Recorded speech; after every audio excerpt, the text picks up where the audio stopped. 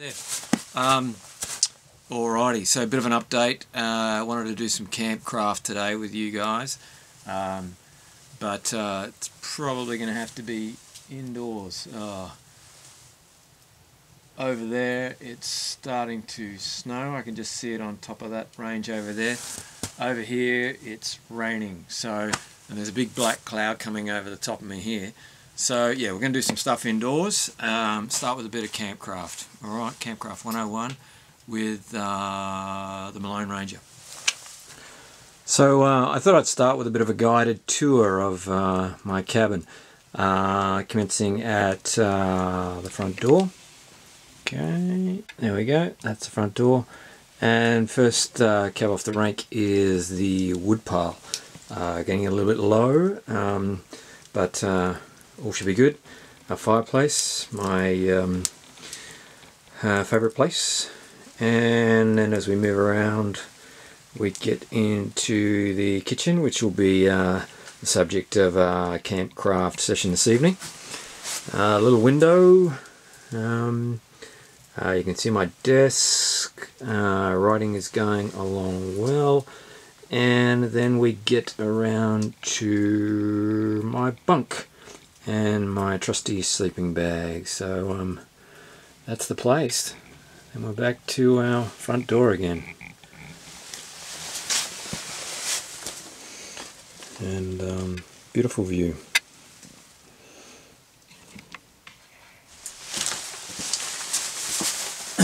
So I want to start with some of the essentials. First one is this. It's a little device called the Spot, and it's awesome. You get in any trouble, basically you press one of these buttons and sends a little message off to a satellite, and then emails and SMSs and contacts authorities, or just lets people check in and know you're okay. So I pretty much carry this wherever I go all the time. The other thing I carry all the time is this. This is Franco, named after James, and if any of you guys have seen 127 Hours, you'll know exactly why I always carry this puppy really close to me. So it's also great for cutting bread, for whittling a stick, anything you like really. James. Introducing James. Cleanliness and hygiene. Cleanliness and hygiene are really important in the outdoor adventure environment. You know, there's last thing you want to do is get sick, you know, get an infection or anything like that. So it's paramount. So every morning I get up and I do a bit of camp cleaning.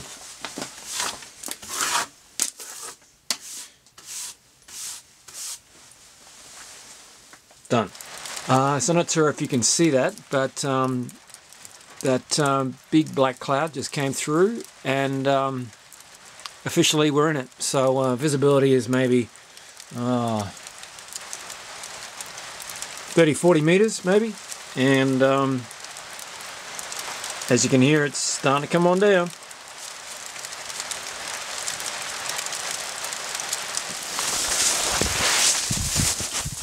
Hi there.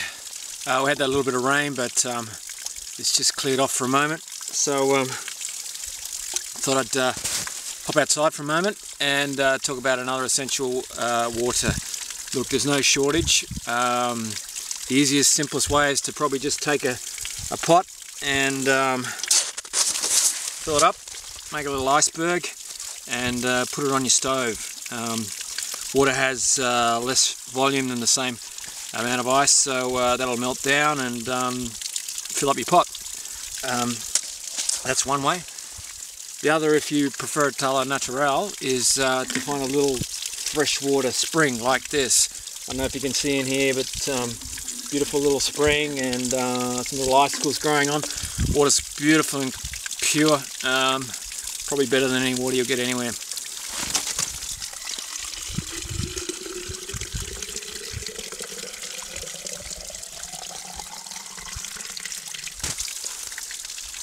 Beautiful. Lovely.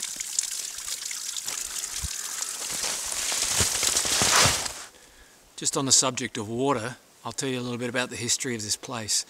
The Chinese came here about 100 years ago.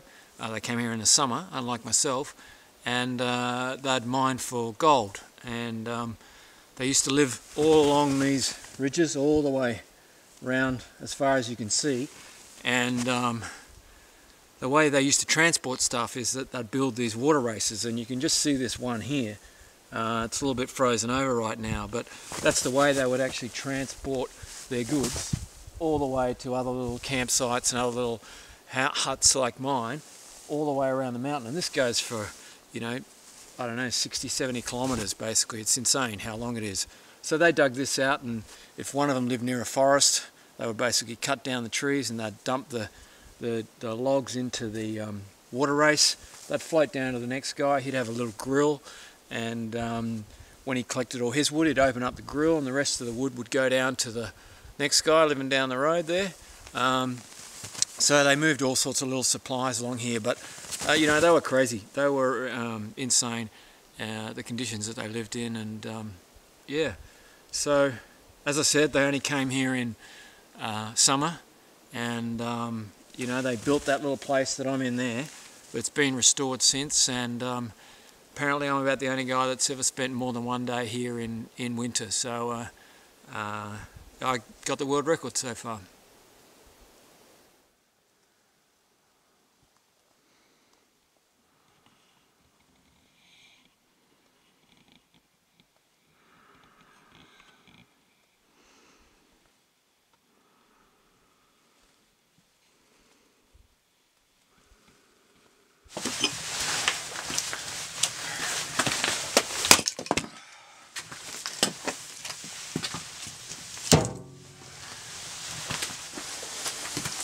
So yeah, back to our little iceberg. I wanted to do a little ad segment. Excuse me. I bought this little stove, and I tell you what, it's a gem, absolute gem. MSR, if you're watching, I need your sponsorship for my next expedition, but check that out. Why it's so good is that it just, actually the pots are designed so that they capture the heat. It doesn't escape like most burners will. So what happens is that it melts, cooks, does whatever you want in like just a split second of time. So while I'm talking to you, we'll see how our water making venture goes. So anyhow, we're almost at the end of today's show, and it's been great just to introduce you to some of the basic camp essentials. And meanwhile, the writing's going well. I got something to celebrate. Day 3, I cracked my first biggest scene, which is one of the trickiest ones of the story, and it's all about how a couple comes together, and you know, those first few steps of a relationship. And so there's lots of dialogue and me trying to pretend I'm a woman and things like that. So that was good. So who knows what tomorrow will bring? A new scene, a new lesson in campcraft, and yeah, we'll see. So I won't bore you with this, but you can see it's almost there.